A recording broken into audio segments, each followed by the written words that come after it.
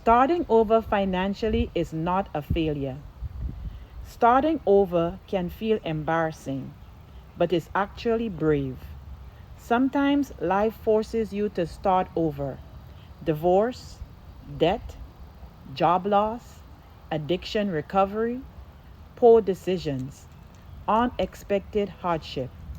And social media makes it seem like everyone else has it figured out.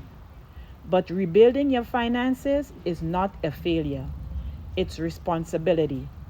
In the five types of wealth, financial wealth is about long term freedom, not short term appearances.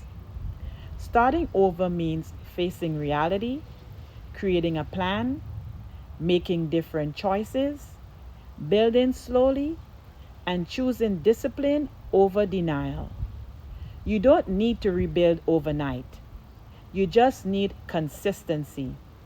Your comeback may look small in the beginning, like saving $20, paying off one debt, saying no to impulse spending, tracking your money honestly.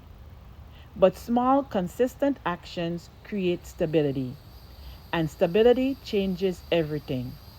So follow me for more realistic financial encouragement and budgeting help.